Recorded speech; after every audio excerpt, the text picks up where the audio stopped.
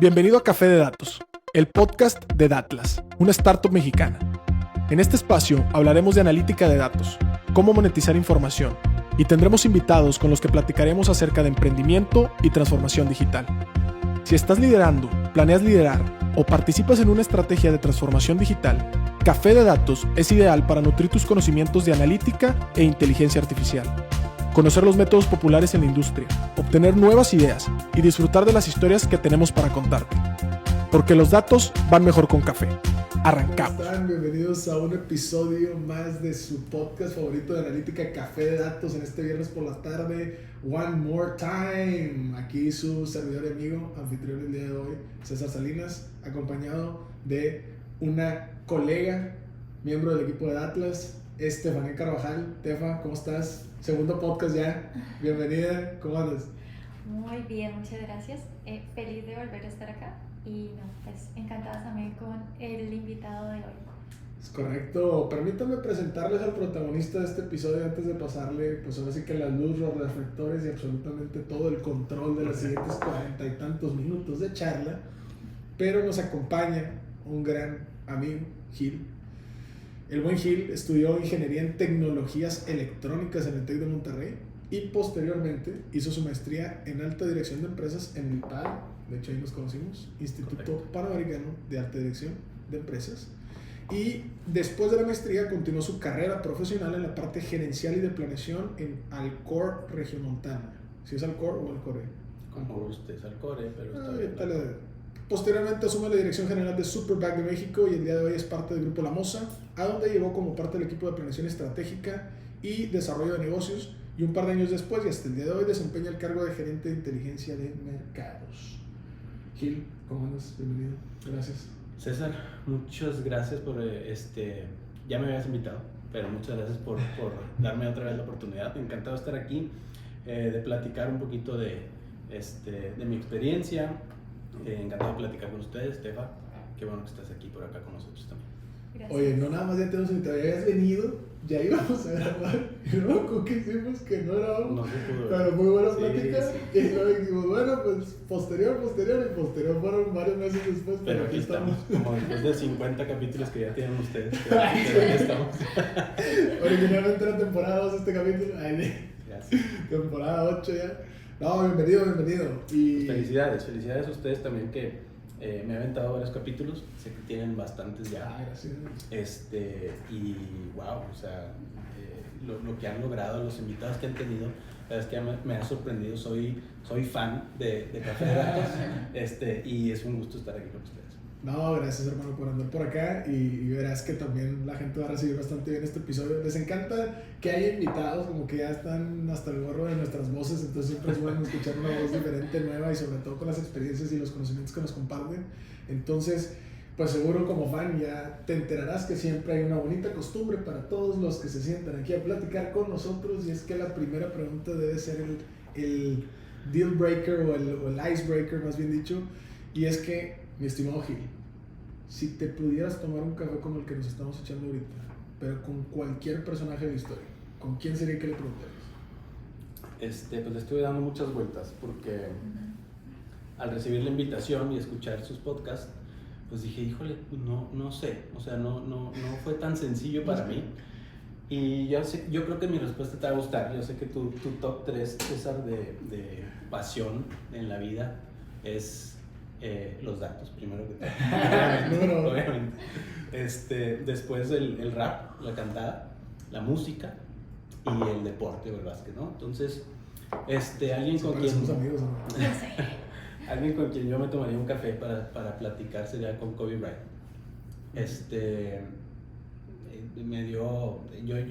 Yo soy un fanático del básquet, jugué toda mi vida y yo era un fan en específico de él.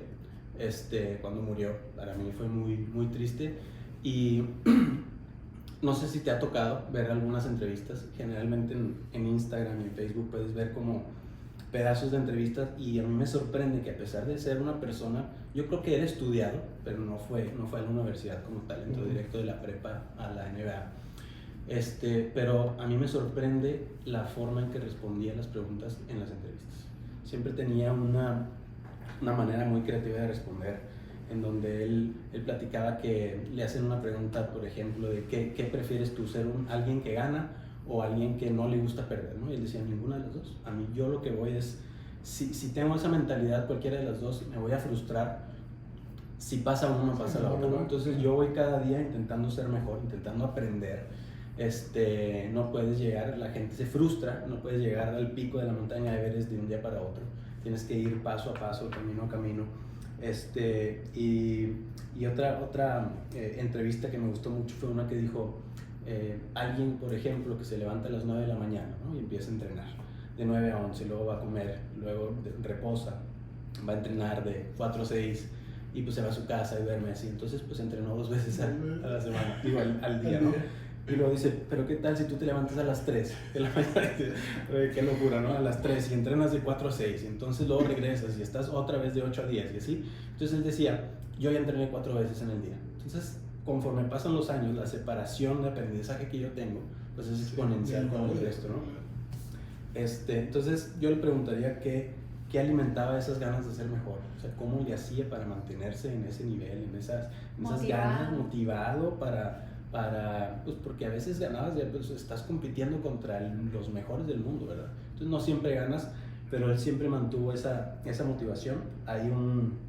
Siempre hay un debate de si eso no es el mejor. Yo creo que el mejor definitivamente en el básquet fue Michael Jordan. Sin embargo, yo creo que él, lo que le pudo haber dado si hubiera sido vivo, lo que le hubiera podido dar a la NBA, al básquetbol en general, creo que hubiera sido muchísimo, ¿no? Pues lamentablemente fallece, pero creo que con él sería con quien yo tomaría un café. Oh, figura sensible. Yo la verdad, siempre que... ya me voy a poner serio, amigo. Sin lágrimas. Siempre que alguien me decía, ay, le pasamos aquí a un famoso o a una persona pública, y luego decía, ay, no, hombre, hasta me enojé, o ay, no, hombre, y yo decía, qué ridículo, compadre, ni lo conocen. Bueno, el día que falleció Kobe, yo sí lloré. 26 de enero. Yo sí lloré. 26 de enero. Y todavía me aventé mi post acá de como si sí, la familia claro, fuera a verme y decir, no, muchas gracias, sentimos tu apoyo, ¿no? Entonces, sí, concuerdo, o sea, el impacto que tuvo sí está duro. Ahora, soy súper fan de sus... De hecho, tengo una rola que tiene un pedazo de un discurso de Kobe metido en la canción y metido al tempo del rap. Oye, tengo que escuchar. Ahorita te la enseño porque sí. Fibra muchas sensible. gracias. Bueno. Sí, fibra sensible, pero muchas gracias al día que logró ese pedazo de arte. Pero muy bien, entonces, pasando el icebreaker, ahora sí, ya pongámonos serios, profesionalmente. Tema, Bueno. Cuéntanos. Excelente, bueno, y ya hablando un poquito más de tu experiencia, de tu carrera, que pasaste de la ingeniería a la parte de la administración, la planeación, el desarrollo de negocios, y ahorita estás en la inteligencia de mercados. ¿Te imaginaste así tu carrera profesional cuando te estabas graduando? La verdad es que no. No así, más sí siendo empleado.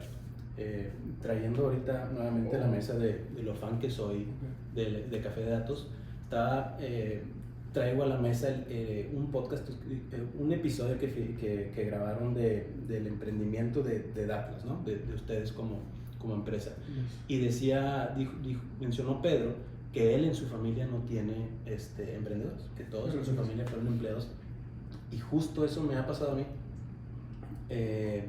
Y es como en todo, ¿no? Como la religión, o sea, tú creces con un aprendizaje, con una educación, y para ti es lo normal, sí, ¿no? Contexto. Es el contexto en el que naces, y mis papás fueron empleados toda su vida. Cuando llegó a trabajar, mi mamá fue empleado, mi papá fue empleado toda la vida, y me di cuenta cuando me caso, mi esposa, su papá sí es emprendedor, tiene negocio propio, y la dinámica o la forma de pensar es completamente diferente, ¿no? Entonces, pues es muy padre cuando empiezas a ver. A mí me tocó trabajar en 2 pymes, entonces ahí empiezas a ver un poquito más o menos cómo es esa dinámica, la parte familiar, la parte de que tienes que sobrevivir en el negocio. Sin embargo, no dejé de ser empleado nunca, ¿no? Sí tengo esa cosquillita de en algún momento de mi vida, sobre todo por la parte de tener mi tiempo propio, no depender de alguien o no estar trabajando para alguien. Pero la verdad es que la vida corporativa me gusta, el trabajo corporativo me gusta, y sí lo imaginé en la parte de corporativo, más no así con tantos cambios que he tenido, ¿no? Sí, con tantos cambios que he tenido. Ahora, en este sentido, pues también cambias de rol y cambias un poco de industrias, ¿no? Y de responsabilidades. O sea, en ese sentido, ¿cómo has visto esa evolución así de repente de estar en una industria, luego en otra, luego en un rol y luego en otro? O sea, ¿qué le has visto? ¿Qué le has aprendido? ¿Qué no te gustó? ¿Qué sí te gustó? Cuéntanos los secretos. Para empezar, como te decía, trabajé en 2 pymes y es muy diferente trabajar en una pyme y en una empresa, una gran empresa, ¿no? Un corporativo grande. Los roles que he tenido, lo que me tocó tener al principio, después de maestría, fue en donde pude abarcar todas las áreas. Me tocó ser gerente general en 2 empresas diferentes, una en el sector de la construcción, es una empresa que hacía ventanas y la otra hacía bolsas de plástico para supermercados. Y ahí aprendes mucho porque alcanzas a ver todo el contexto, ¿no? Cuando uno se enfoca o estudia, no sé, medicina, pues sabes que vas ahí, aunque haya muchas ramas, estudias de contador y vas a eso, ¿no? Entonces cuando eres gerente de una empresa y alcanzas a ver todo, empiezas a tener mayor sensibilidad. A lo mejor no alcanzas a profundizar en algo, pero tienes mayor sensibilidad de lo que pasa en muchas áreas y el impacto que puede tener un área desde la parte de compras hasta la parte de ventas, ¿no? Me tocó lidiar con ser jefe de personas que eran de mi edad, y entonces eso es un aprendizaje. Yo creo que la parte humana es la más difícil, y más cuando no tienes tanta experiencia, no sabes cómo van a reaccionar la gente, cómo mantenerlos motivados, que esa es la parte en la que me he enfocado más a lo largo de mi carrera, en cómo mantener motivado a mi equipo, porque no siempre son los mismos motivadores, ¿no?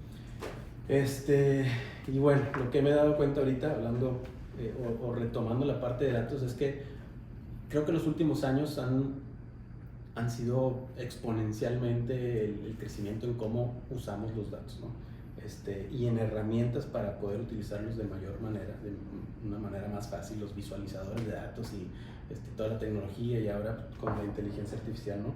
Pero viendo hacia atrás me di cuenta que siempre estamos usando los datos, todo el tiempo, seas del lugar que seas o seas del área que seas, siempre estás utilizando los datos, y pues parece raro cómo no, a lo mejor no te dabas cuenta de lo que pudieras haber hecho en su momento y vas adquiriendo experiencia, pues eso te va cambiando ciertas perspectivas y que luego los empiezas a aplicar en tus nuevas responsabilidades, ¿no? Ahora, deja tú ser jefe de gente de tu edad. Cuéntame cómo es ser jefe de gente mayor, compadre.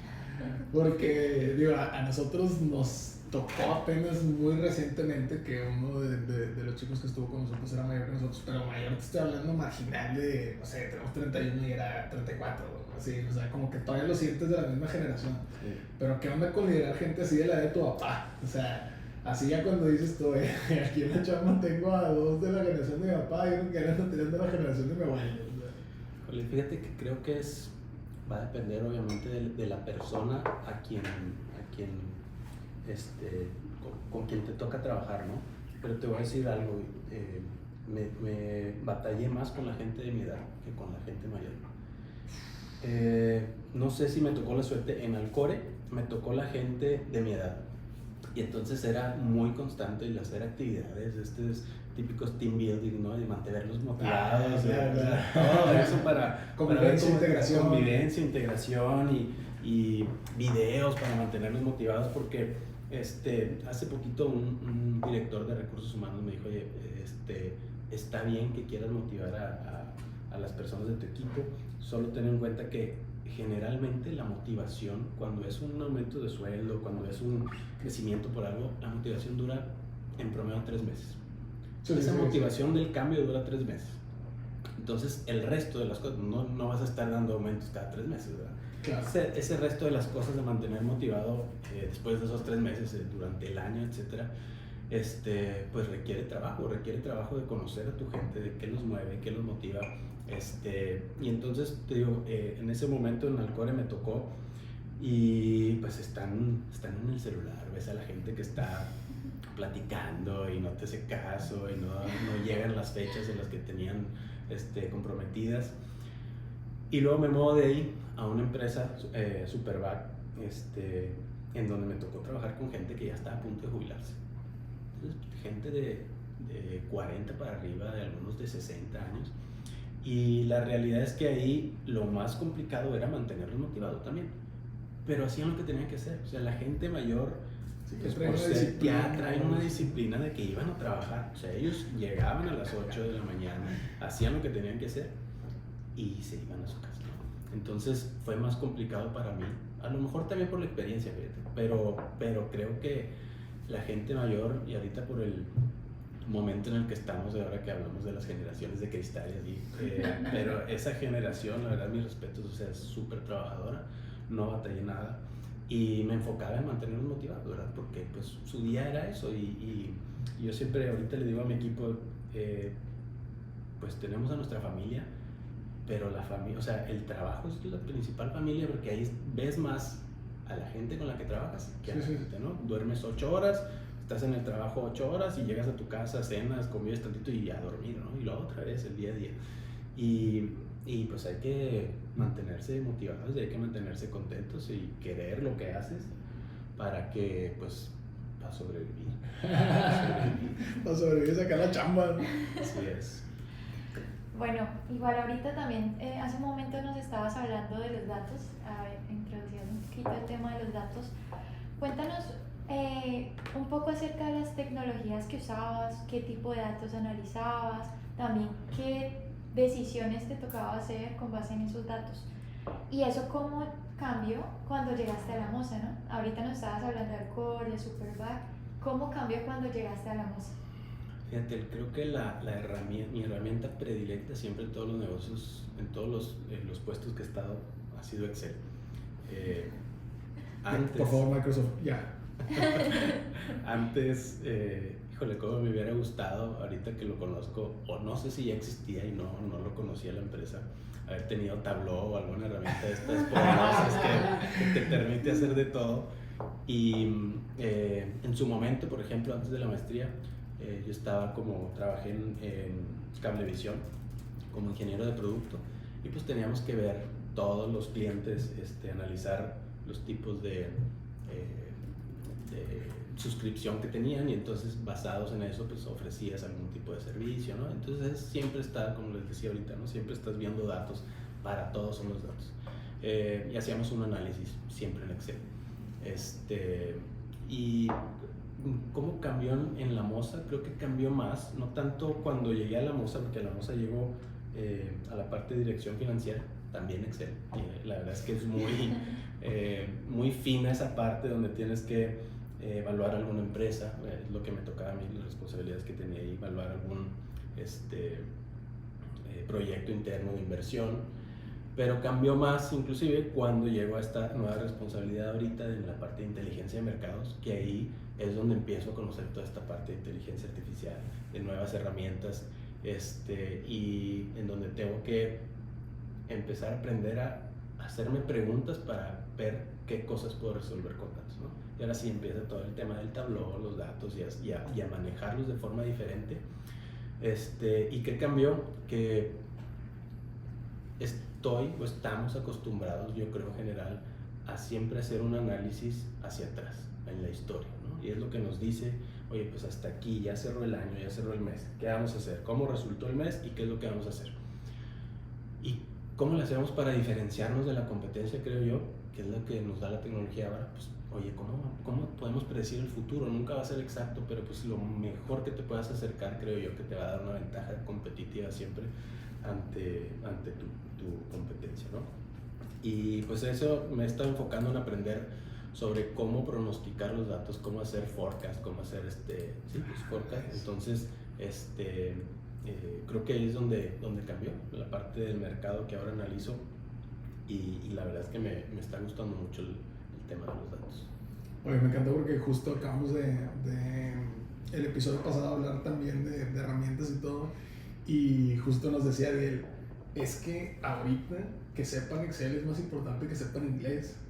Y todavía me enganché yo porque lo mismo le decía a mis hermanos, soy el mayor de 4 hermanos, y les decía, olvídate, si sabes conjugar el verbo to be. Nunca me lo han preguntado en ninguna entrevista de trabajo, pero te lo juro que sí me han preguntado si sé hacer una tabla pivote y no sabía. O sea, entonces, poderosísima la herramienta de Excel. Y by the way, Tableau salió en el 2003.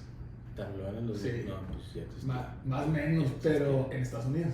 Ya. Luego ya se volvió este monstruo en todo el rollo. Y Power BI pues vino a salir como hasta el 2011. No, y digo, como quiera, Excel es una súper herramienta. O sea, es impresionante a veces que llega un proveedor y te muestra unos tableros impresionantes que dices, ah, caray, ¿Dónde los hiciste? esto es un PowerPoint, es un Excel, ¿no? Sí está muy cañón lo poderoso que puede llegar a ser Excel con los macros y todo esto. Sí, sí tiene los poderes bien acá, ¿no? Y luego la mayoría de nosotros todavía te preguntan, bueno, ¿y le sabes al Excel? Y tú, sí. Entre intermedio y avanzado. y tú tomas una segunda de Microsoft y es Se usa Buscar BI. Sí, porque compadre, te sabes cuatro fórmulas. Que no haya un actuario en la sala porque te va a voltear a ver así como que Sí. no sabes de lo que Y habla. empieza la racita de Visual Basic y tú, salud. Pero está chido esa parte. Ahora, en este sentido, Gil, me llama mucho la atención como dices, oye, de pronto el salto no fue tanto a lo mejor de la industria, no fue tanto a lo mejor de la empresa, sino dentro del mismo corporativo donde ya estaba chambeando, ese cambio como de rol o de perspectiva. Y se me hace bien interesante porque justo en la parte de inteligencia de mercados, mucho de lo que está sucediendo ahorita es justamente driveado, ¿no? O va muy en línea hacia esta parte que le llamamos nosotros estadística predictiva, ¿no? Sí. Es decir, una cosa es la parte descriptiva que acabas de mencionar, oye, a lo mejor visualizar, a lo mejor hacer el postmortem famoso que es histórico y todo el rollo. Siguiente paso, ¿no? Naturalmente, después de analítica descriptiva es predictiva, ¿no? Y luego ya prescriptiva y cognitiva y todo este cotorreo que no nos vamos a meter por ahí, ¿no? No es conferencia. Pero me da mucho la atención porque justo creo que es un paradigma bien importante a nivel organizacional el tema de dejar de pensar tanto en esa parte como descriptiva y empezar a combinar esta parte predictiva, ¿no? Que sin duda hay mucho peso de la historia en la parte predictiva, porque al final del día algoritmos y todo en matemáticas funcionan un poco con base en la historia, pero creo que sí esa parte que acabas de mencionar es una conciencia que no toda la organización o no todas las organizaciones tienen. Nosotros acabamos de aventarnos un debate la semana pasada con un cliente, digo saludos y abrazos, ¿no? Todos somos amigos, pero de oye, es que hay que mejorar el algoritmo y es que si es capaz de predecir el 72 pues para llegar al 80 y todo. Hermano, pregúntame si el negocio va a entender la cantidad de variables que le estamos metiendo, que llevan 16 variables. O sea, le voy a explicar cómo abrir una nueva sucursal con base ya en 16 variables y estamos peleándonos por 72 a 73% de predicción. Mejor, ¿qué te parece si vamos y le decimos que hay un modelo que es más de 70%, whatever los decimales sean, y tiene estas variables y empezamos a implementarlo, ¿no? Y a lo mejor ya en la práctica creo que se puede nutrir de maneras muy distintas a ahorita pelearnos aquí en el escritorio por si 72 o 73, ¿no? Entonces creo que esa parte también es bien importante. Ahora, nos hablas justamente del rol que hoy tienes. Vamos a viajar contigo en un día a día. O sea, ¿qué onda? Llegas, te preparas el café a 9 de la mañana, ¿cuál es el primer problema que te disparan? ¿O qué? ¿O cuál es como el gran reto o las actividades del día a día? O sea, ¿en qué te molesta la raza? ¿De qué se tratan tus correos? ¿De qué se tratan tus whatsappazos? ¿Tus fuegos que tienes que apagar? Híjole, si no hay café, la verdad es que no despierto, así que sí lo tengo. Pues mira, yo soy un área donde mis clientes son internos. El área de investigación de mercados, pues ¿qué hacemos? Hay como dos grandes partes, ¿no? La parte de los reportes, de Business Intelligence, y la parte de investigación de mercado. En la parte de investigación de mercado hacemos estudios, no los hacemos, digamos que los creamos, pero contratamos, tenemos proveedores que nos hacen los estudios de mercado, nosotros los coordinamos. Los diseñamos. Exactamente, los diseñamos y ellos nos ayudan a la implementación. Esto lo hacemos a veces de diferentes frecuencias, pero nos sirve para darle seguimiento a la historia de cómo vamos y cómo vamos cambiando. Eso se le presenta a las marcas. En mi empresa tenemos 3 marcas. Que ese es buen punto, como para la raza que no lo conoce. Sí. Grupo La Moza, primero aviéntate el contexto de qué onda, qué hacen y de marcas, ¿cuáles marcas? Listo. Grupo La Moza tiene 2 grandes negocios. El negocio de revestimientos, pisos y muros, revestimientos. De cerámica, en general son de cerámica y porcelánico. Y el otro negocio es de adhesivos. Cuando yo entro a la Moza, entré en el corporativo, en la parte financiera, donde mis clientes pues eran los dos negocios, y luego me moví al negocio de revestimientos. Acá en revestimientos, como te digo, estoy en la parte de inteligencia y pues tenemos 3 marcas. En la parte de los pisos, Porcelanite, que es pues, la marca más grande en México, La Moza, que es la primera marca en México, digamos la más antigua, y Firenze, que es nuestra marca pues, premium, digamos así, ¿no? Es bastante más chica. Esas son las 3 marcas que tenemos. Cada uno tiene su gerente, que los gerentes de marcas son mis clientes principales, y basado en los estudios que hacemos, pues ellos deciden los productos que van a sacar, basado en los estudios y en los reportes que tenemos, los diseños, los productos, los formatos, todo referente al producto se basan en nuestros estudios y en otras cosas, ¿verdad? Tendencias, diseño, etc.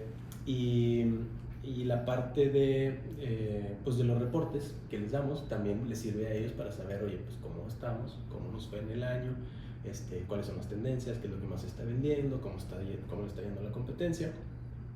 Y entonces pues se basan en todo eso. Ellos tienen acercamiento con los clientes principales, algo muy, muy raro, muy diferente a otras industrias. Nuestra industria, para empezar, es una industria que una persona común y corriente, no experto, no un arquitecto, etcétera, que compra continuamente, pero una persona compra piso una vez en su vida, tal vez 2 máximo, ¿no? Pues cuando va a cambiar una casa, y ahorita más que compras una casa ya tiene un piso, ¿no? Entonces no es una industria en la que puedas ir allá afuera a preguntar continuamente, oye, pues el piso, ¿y cómo lo ven? ¿Cuándo lo tienes que comprar el piso? Mi mamá, que hace 32 años. Por ejemplo, nosotros hacemos nuestros encuestados para el ejercicio de salud de marca, por ejemplo, son gente que haya comprado en el último año, o intenders, que son las personas que te dicen que van a comprar en los próximos 6 meses, ¿no? Entonces ahí se cierra, porque si son personas que compraron hace 2, 3, 4 años, pues ya no me sirve, porque ya los pisos cambiaron, las formas cambiaron, estamos en otro momento. Claro. Y es mucho más complicado sacar información del cliente final, del consumidor final, porque pues, no es del día a día, no es del consumo masivo como unas papitas, como un gansito, ya me aventé uno mal, pero bueno. Y entonces el piso, pues si ya lo compró y le pregunto, pues oye, o sea, ya no me pude arrepentir, ¿verdad? Ya no lo voy a cambiar. Entonces es complicado sacar información del consumidor final, y además, pues no investigas tanto del piso. Lo investigas hasta que estás en el momento en que vas a comprar el piso. Entonces es un producto que lo quieres sentir, no es un producto que ahora en la pandemia la gente pues empezó a investigar y a pues sí, educarse un poquito más acerca de la industria. Sin embargo, es algo que quieren sentir, y eso es algo de lo que nos dimos cuenta, ¿no? No es tan fácil venderlo en línea, por ejemplo, y tienes que ir a sentir el piso, a tocarlo. Si no es lo mismo si es para afuera, si es para la cocina, si es para el cuarto, es para el cuarto de los niños, si es para la terraza, no, todo es diferente, ¿no? Y entonces, aún así, bueno, algo interesante es que el decisor de la compra, la persona que más decide, es la señora de la casa, ¿no? Entonces, pues eso es a quien le tienes que hablar. O sea, sí, me suena. Entonces, pero al final de cuentas muchas veces no saben lo que quieren. El driver principal de la industria es el precio y la disponibilidad. Entonces puede decirte alguien, oye, ¿sabes qué? A mí me encanta. Tú lo entrevistas y le dices, es que a mí me encantaría tener un piso rosa mexicano en la casa.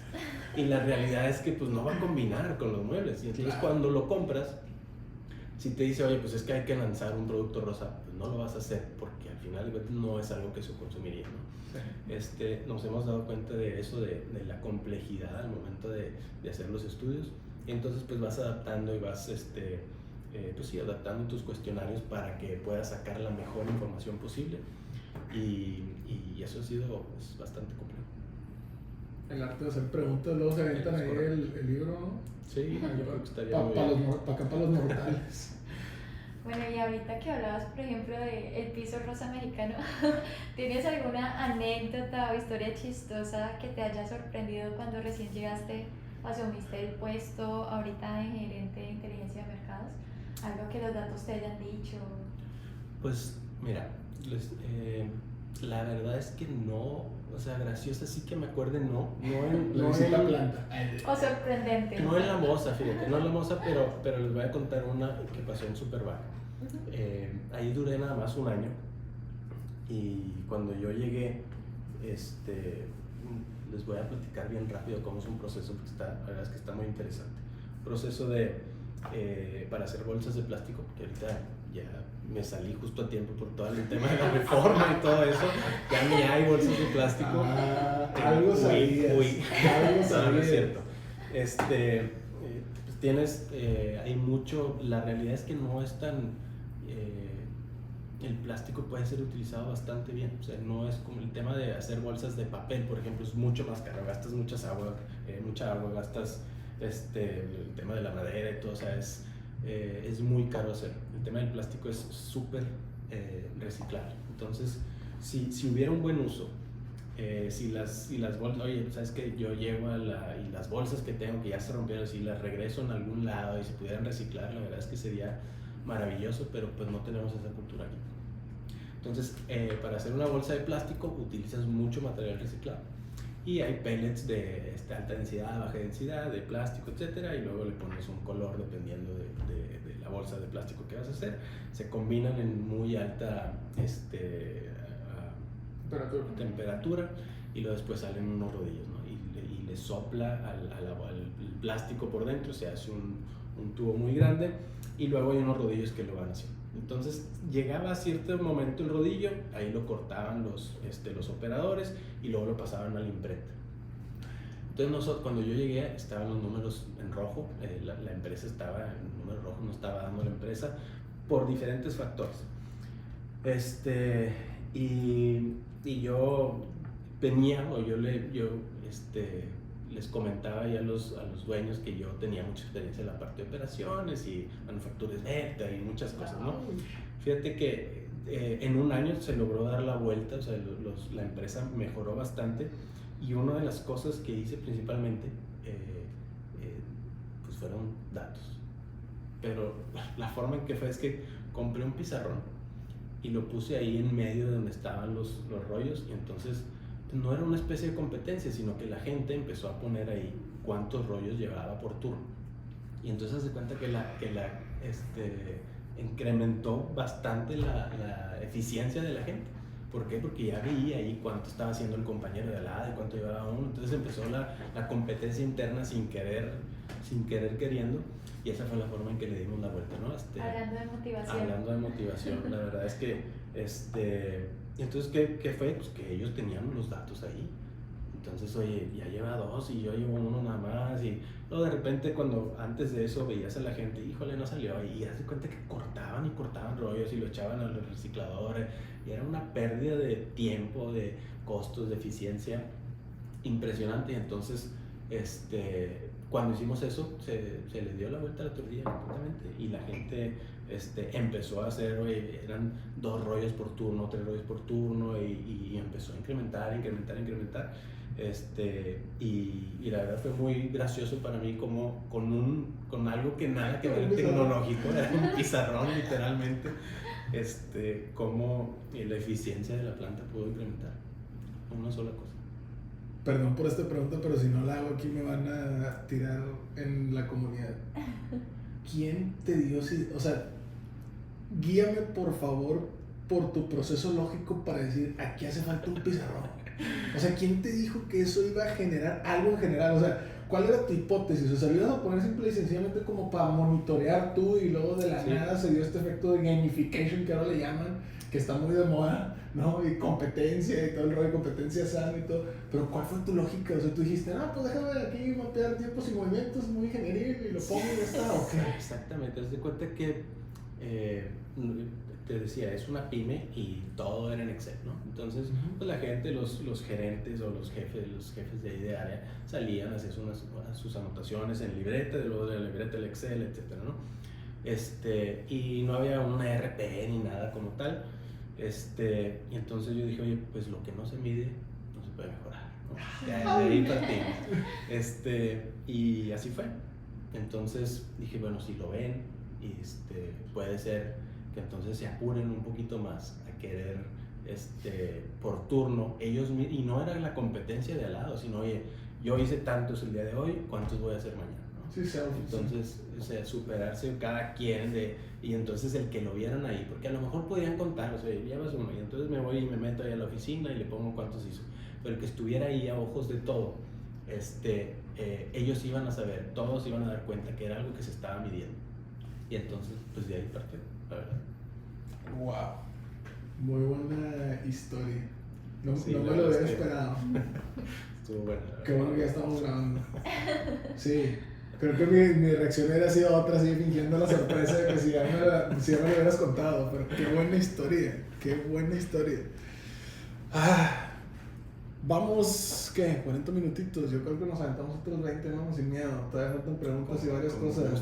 Como gustes. Aquí No, tengo o sea, café todavía. Si no traes prisa, no, y si no te damos más café, eso es lo de menos. Pero creo que estamos llegando a un punto bien interesante, sobre todo porque ahorita me quiero regresar a esta parte, como decías, de inteligencia de mercados y cómo los retos que estás teniendo, que son propios de la industria, del contexto, del tipo de usuarios, etcétera, etcétera. Cuéntame qué onda, porque también con Adiel platicábamos en el episodio pasado, sus clientes son internos. Estamos acostumbrados a platicar con gente cuyo cliente, desde la definición per se del concepto, estás pensando en una persona que te compra que es ajena a la organización, que viene y transacciona, ¿no? Dinero, money. Y entonces, ese es el cliente. Pero ustedes, en tu caso, tú tienes clientes internos.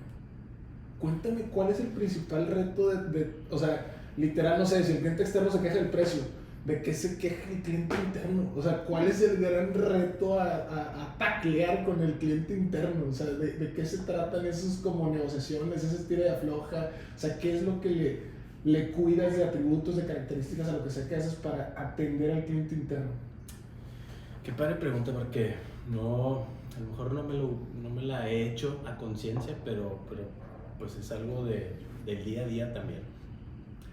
Yo creo que el reto más importante es, como gerente de marca, mis clientes internos, o sea el puesto que tengan, porque no nada más son ellos mis clientes internos, son varios, la gente comercial, etc. El reto principal es que, como tú acabas de decir, ¿no? Ellos son expertos en el cliente. Entonces, cuando yo les llevo algo, pues ellos saben más que yo muchas veces de muchas cosas. Entonces, oye, pues no me hace sentido. Oye, es que me dijiste aquí esto y no creo. O yo no estoy viendo esta tendencia. Entonces, y no solo ese es mi cliente, ¿no? Nosotros como empresa vendemos a través de un canal de distribución. Entonces, ese es otro escalón. Tengo mis clientes internos, mi cliente principal, mi cliente principal, que son los distribuidores, pero el consumidor final es un tercer escalón. Entonces, ¿a quién tengo que conocer yo? Al consumidor final y además a mi cliente, porque no es lo mismo el cliente pequeño que el cliente grande, el cliente que vende productos económicos, el cliente que vende producto premium.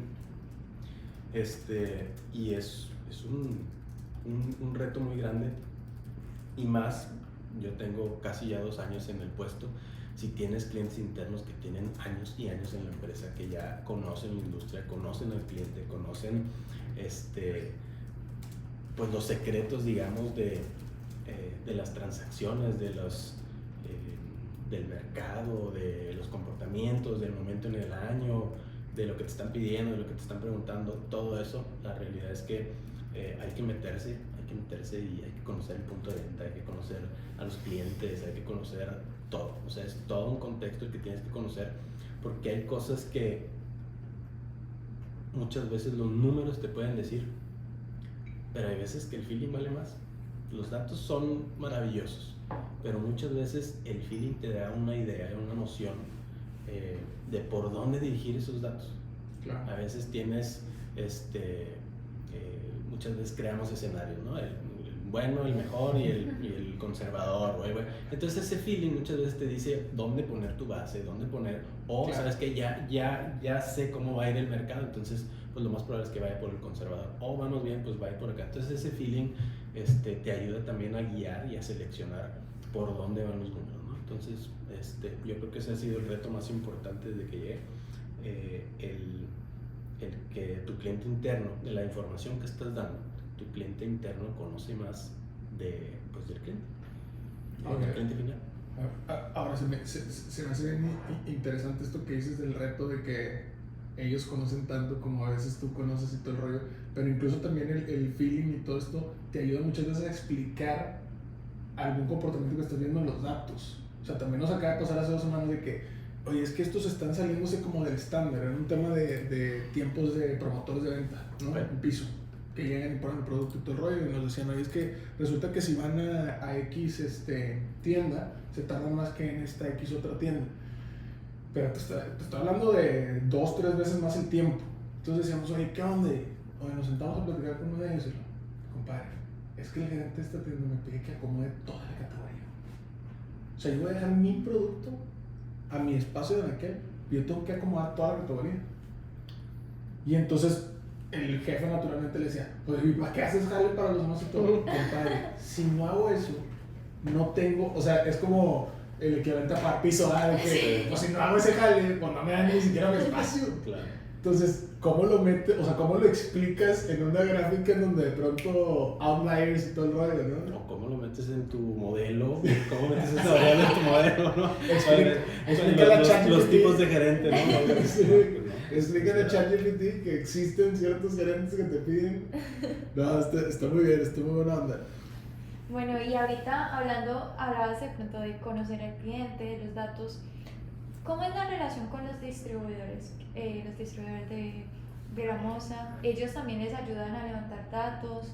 ¿Qué tipo de datos levantan con ellos? ¿O también ustedes les brindan algún tipo de análisis o inteligencia?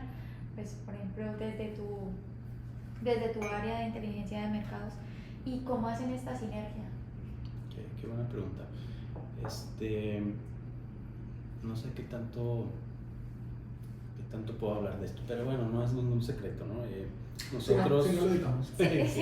nosotros, por ejemplo, cuando hacemos el estudio de salud de marca, nosotros como empresa en México somos los más grandes, ¿no? Los que más share PDM tenemos. Sin embargo, cuando tú le preguntas a alguien cuál es la primera marca de pisos que se te viene a la mente, si yo les hago esa pregunta, ¿qué dirían ustedes? No, pues yo sé ustedes, pero pues ya traigo sesgo de un par de años. Es verdad. Pero Bueno, la realidad es que lo primero que dicen es Intercerámica. Y les voy a explicar por qué. Y es por mucho, o sea, el top of mind de Intercerámica es por mucho el más alto. Ahorita ya no, porque se han hecho buenas cosas, pero... Es que se anuncian en los partidos de fútbol, ¿no? No, porque nosotros tenemos 100 años existiendo, sin embargo, toda la vida hemos existido y nos hemos vendido a través de un canal de distribución, un canal tradicional. Interceramic no se vende así, Interceramic tiene sus tiendas propias. Entonces Interceramic fabrica e Interceramic tiene allá afuera, pues Interceramic. Entonces tú ves los títulos de las tiendas. Sí, no pasas por el PD y está entonces, una tienda de Interceramic, ¿qué vende? Interceramic. Nosotros, no sé qué tan, bueno, aquí Plomería García vende la música. Claro. Gilsa vende la música. Entonces, ¿qué sucede? Pues que tú reconoces la marca que primero ves es Gilsa, Plomería García, etc. Entonces, pues eso hace que no lo tengan en mente de forma tan fácil. Entonces, nos hemos intentado apoyar mucho. Ahorita que está la tecnología, muchos de nuestros clientes más pequeños, distribuidores más pequeños, pues no tienen ni siquiera tampoco un ERP, ni van siguiendo los datos, ni van, ¿no? Entonces hemos trabajado con algunos grandes, medianos, etcétera, de intentar instalar tecnología que les permite a ellos ver cómo están, por ejemplo, nuestros inventarios y que nosotros veamos también los de ellos para empezar a reaccionar entre algunas cosas, ¿no? A reaccionar un poquito más rápido. Entonces, sí estamos dándoles a ellos ciertos análisis y estamos intentando que ellos nos compartan también ciertas cosas para pues para trabajar en conjunto, ¿no? Al final de cuentas no es ningún secreto. Yo creo que todos quisieran trabajar cliente-proveedor y que sea lo más sencillo posible, y esto es un tema de empresa. Ahorita yo creo que en nuestro caso tenemos que unirnos los competidores y toda la industria, porque empezará a haber sustitutos. O sea, nuestros competidores principales van a ser sustitutos, y como industria tenemos que protegernos, ¿no? Y yo creo que ese es el secreto de todos, en cómo podemos hacer que la industria se mantenga, que sea cada vez más innovadora, y que de esa forma pues pueda ser más sencillo y más fluido. Nice. pues ahora sí, llegando al bloque final, mi estimado Gil, un par de preguntas ya finales nada más. Seguramente, ¿no? Desde tu rol y todo, como dices, tienes clientes internos y tú a su vez seguramente eres cliente de algunas áreas estratégicas por allá en el grupo y todo, pero cuéntanos para aquellas personas dentro de sus organizaciones, llámese gerentes, directores o gente que está en la parte como más táctica, operativa, que de pronto tienen que ir hacia la parte estratégica a justificar de pronto proyectos de innovación, de pronto proyectos de datos, de pronto proyectos que a lo mejor el negocio no está naturalmente familiarizado, lo que sea. Pues cuéntanos un poquito qué le puedes decir a estas personas que van a ir a buscar ese sponsorship interno, qué tips, qué evitar, qué no decir, qué sí decir, qué pensar, qué no pensar, cómo diseñar esa petición, ese requerimiento. Es complicado, pero el primer consejo que les daría yo a quien no tenga una maestría, que estudie una maestría. Si es en el IPADE, mejor. Un saludo a todos. Un saludo a la gente del IPADE. Segundo, sí, los datos son muy importantes, pero yo creo que hay como un proceso en la parte de los datos, ¿no? En donde te haces primero preguntas de qué es lo que quiero resolver. Después haces una búsqueda de dónde está la información, dónde están los datos. Después trabajas con los datos. Y luego finalmente está el storytelling, que esa parte también es súper importante. Puedes ser un genio en la parte de los datos y ponerlos súper bien acomodados y todo, pero está la parte del storytelling, que la realidad es que pues, los directores no se van a meter a hacer la parte operativa, ¿verdad? Ellos nada más quieren recibir. Bueno, y aparte de todo trabajaste un mes en los datos, tienes cantidad de información y te van a decir, oye, bueno, pónmelo en una slide. Resúmelo en una slide, resúmelo en 2 slides, ¿no? La ejecutiva. Sí. Pásame la presentación ejecutiva. Y tú ya tenías tu presentación de 120 slides, ¿no? 120 más las otras 30 que están escondidas con anexos. Y esa parte del storytelling también es súper importante. El cómo transmites, muchas veces puedes tener algo súper bien y si no lo transmites hasta puedes confundir. Si no transmites bien, a veces hasta puedes confundir y sale peor, ¿no? Entonces, esa parte fina, yo les recomendaría también estudiar sobre toda esta parte del storytelling, el cómo comunicar correctamente la parte de lo que estás trabajando en los datos. Rodearte de gente mejor que tú o rodearte de gente buena, porque pues es la forma en que vamos a crecer. O sea, tú no vas a aprender, o sea, si te rodeas de gente que no ha triunfado, que no es ganadora, o de gente que no quiere crecer, pues te vas a contagiar de eso, al final de cuentas, ¿no? Y yo creo que rodearse de gente buena, quitarse el orgullo de decir, oye, híjole, es que este es mejor que yo, o lo que sea, ¿no? Pues oye, ¿qué le podemos aprender a esas personas? Y compartir. Siempre somos a veces celosos, incluso dentro de las mismas empresas, hacemos estudios, hacemos todo, oye, híjole, no se lo compartes esta área, porque, pues, a mí a veces yo batallo con eso porque pues lo que hacemos es para el final de cuentas para toda la empresa, ¿no? Claro. Y en general creo compartir los hallazgos como esto que hacen ustedes del podcast, que pues estamos compartiendo los invitados. Yo te decía ahorita, antes de empezar a grabar, los invitados que han tenido, impresionantes. O sea, a mí me sorprende la cantidad de gente que conoce Tuipero y todo Datlas. Gracias a todos que han pasado por eso. Sí, y eso para mí es bien valioso porque nos da la oportunidad de conocer puntos de vista de alguien que a lo mejor a veces no conoces o no puedes platicar. Y aquí pues la verdad es que me ha tocado escuchar varios y he aprendido mucho de su podcast, ¿no? Y un consejo final sería siempre estar pensando cómo me visualizo en 5 años, ¿no? Y entonces luchar en son de eso para que empieces a trabajar en lo que tú crees que eres bueno, en las fortalezas que tienes. A veces no somos buenos en algunas cosas, pues déjalo, si no eres bueno, déjalo. Y entonces fortalécete en las cosas que sí eres bueno. Y yo creo que fortaleciendo eso muy probablemente vayas a lograr como te estás visualizando hacia adelante 5 años, ¿no? Entonces ahorita con lo rápido que se mueve el mundo, pues un largo plazo ya la verdad es que no puede ser 20, ya no te puedes ver a 20 años, tiene que ser a 1 o 2 años, pero siempre visualizar qué es lo que quieres para ti y cómo lo vas a lograr. Excelente. Y bueno, finalmente quisiéramos que nos recomendaras libros, alguna serie, podcast, películas o un contenido que creas que pueda ser de interés para la comunidad, ya sea de datos o hasta de deportes. Ay, caray, pues mira. Este speech de COVID. No. Les recomiendo mucho Café de Datos, la verdad es que hay una película que me gusta mucho, creo que se centra en los datos, en estadísticas, no sé si lo han visto. Se llama Moneyball, Claro. con Brad Pitt, Con Brad Pitt. mi actor favorito. La trama. Pero está impresionante, ¿no? Tristemente es un equipo que, a pesar de que le fue muy bien en esa temporada, porque es un caso de la vida real, no ha ganado nunca un campeonato.